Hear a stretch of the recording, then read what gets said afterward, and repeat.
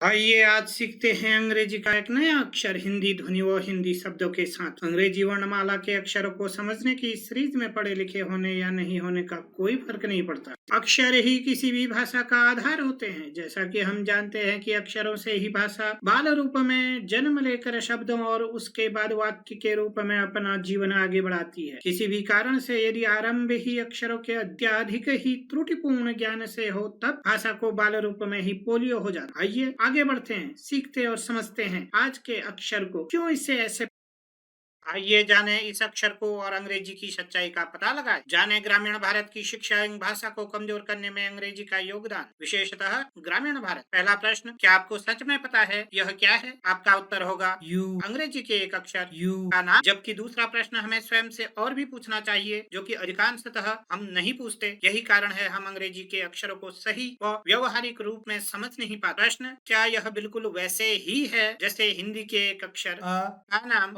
है? मेरा उत्तर होगा बिल्कुल भी नहीं, नॉट एट ऑल। यही हमें समझना है, समझाना है। जितनी देर समझने में उतनी ही देर समझाने में होगी और इसका मूल्य उतने ही समय तक आने वाली पीढ़ियों को चुकाना ही होगा अपनी शिक्षा में। मूल अंतर यू और अ अक्षर में।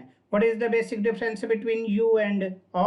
अ न केवल इसका नाम है बल्कि उच्चारण के समय इसकी ध्वनि भी अ ही होती है, अर्थात जैसा नाम वैसा काम। इसको उच्चारित करते समय हम उसी ध्वनि रूप में उच्चारित कर सकते हैं। आशा करता हूँ कि आप आरंभ से ही ए से लेकर एच तक के एपिसोड्स देख चुके होंगे, क्योंकि उन एपिसोड्स में विस्तार में स्वर व्यंजन अक्षरों में चर्चा की गई और अंग्रेजी व हिंदी के स्वर व्यंजन अक्षरों की कई बातों को अब हम गहराई से समझ चुके हैं। यदि फॉर्मूला या सूत्र के रूप में हम देखें, अक्षर equal to consonant plus vowel और अक्षर इक्वल टू व्यंजन धन स्वर होता है। स्वर की विशेषता होती है कि स्वर वर्णमाला का एक वर्ण भी है और अक्षर भी है, क्योंकि उच्चारण में ये स्वतंत्र होते हैं, जबकि व्यंजन अक्षर तब तक नहीं है जब तक उनके साथ एक स्वर नहीं आ जाता है। अ कब बनता है? यहाँ भी अ है, यहाँ भी अ है, क्योंकि अ एक स्वर है। स्वर उच्चारण में स्वतंत्र होते हैं, लेकिन फिर भी पढ़ते समय हम इसे अ औनार नहीं बोलते हैं। हम क्या बोलते हैं? शॉर्ट थोड़ा सा बोलते हैं। हम बोलते हैं अनाज, अनार, अनार, अनाज। दूसरी ओर यू केवल इसका नाम है, जबकि उच्चारण के समय इसकी ध्वनि अ होती है, अर्थात नाम और काम दोनों में ही भिन्नता है। यू इंग्लिश में यू एक वावल है, स्वर है। अब आप हिंदी में देख रहे हैं, हिंदी में अ भी एक स्वर है और अंग्रेजी में यू भी एक स्वर है, जबकि स्वर के बारे में हम जानते हैं कि स्वर उच्चारण में स्वतंत्र होते हैं। यदि आप इसका नाम देखें, क्या यह स्वतंत्र है? क्या आप इसे बिना व्यंजन य की सहायता लिए बोल सकते हैं? यू नहीं, यह इसका नाम दिया गया है, जबकि उच्चारण के समय यदि यह वावल है, यदि यह स्वर है, उच्चारण के समय इसे क्या होना चाहिए? इसे स्वतंत्र होना चाहिए। जैसे अ उसी प्रकार इसे भी स्वतंत्र होना चाहिए था, लेकिन यह स्वतंत्र है नहीं। यू कब बनता है? जब य के साथ जाता है ऊ, इसका एक नाम बन जाता है यू। क्यों हमें इसे यू नहीं पढ़ना चाहिए? यदि मैं इसे यू पढ़ूं, मुझे पढ़ना पड़ेगा यूंकल, यूम्ब्रेला। क्या मैं ऐसा पढ़ता हूं? नहीं। क्यों हम ऐसा नहीं पढ़ते हैं? क्योंकि मूल रूप में यू की ध्वनि अ होती है, क्योंकि अंग्रेजी अल्फाबेट्स की शुरुआत ही ए से होती है और हम गलती यह कर बैठते हैं कि ए को अ समझ लेते हैं। ए को अ समझने के कारण ही हम अंग्रेजी में अत्यधिक ही गलतियां करते ही जाते हैं। अ अंग्रेजी में अंतिम नंबर का स्वर है और अंग्रेजी में यू के रूप में जिसे प्रदर्शित किया जाता है। यहाँ भी हमें ध्वनि मिलती है अ और यहाँ भी हमें ध्वनि मिलती है अ। कैसे पढ़ेंगे हम इसे?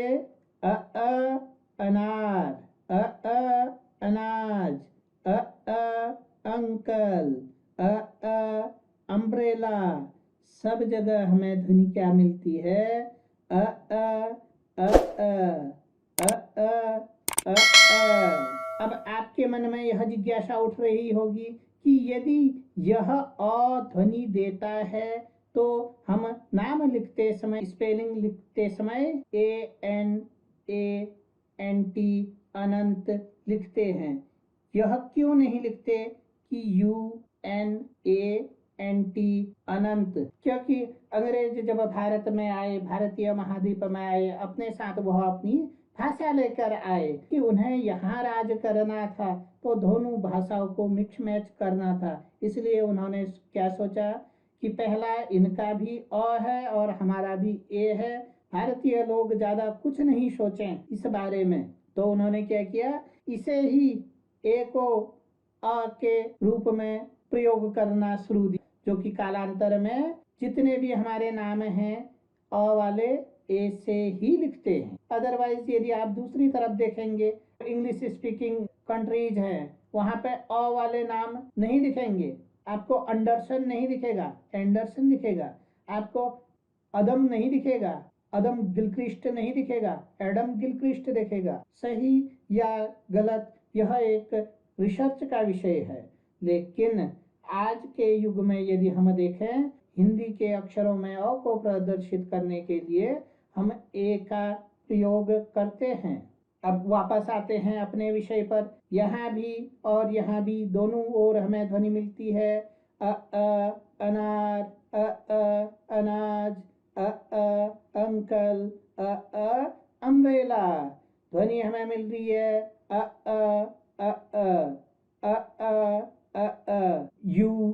अंग्रेजी में 5वें और अंतिम नंबर का वावल है, स्वर है, तो कृपया ध्यान रखें, स्वर ही स्वर के साथ मिलकर एक नए स्वर को जन्म देते हैं। स्वर का उच्चारण हम किस रूप में कैसे कर रहे हैं, उससे एक नई ध्वनि का जन्म होता है।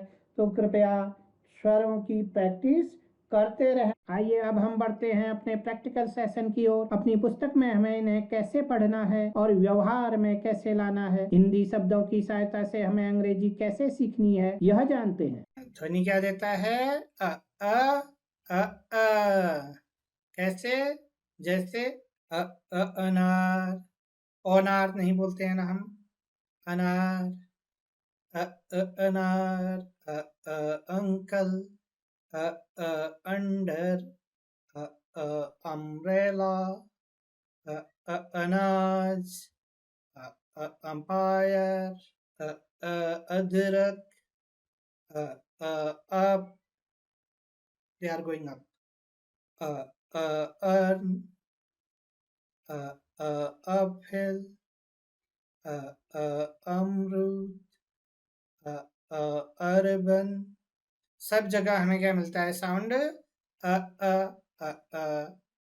जो मूल साउंड है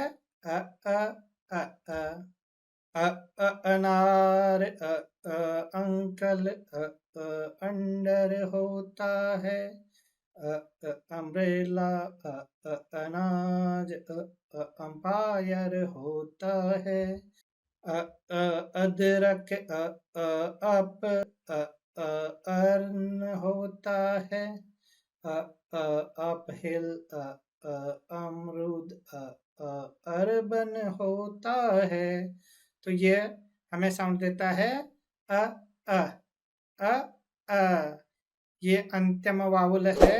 वावुल्स की प्रैक्टिस अधिक से अधिक करें। यदि अभी तक भी आपने लाइक और सब्सक्राइब नहीं किया तो लाइक और सब्सक्राइब जरूर करें और लोगों के साथ शेयर करना ना भूलें, जिसके लिए आपका हृदय से अभिनंदन किया जाता है। धन्यवाद।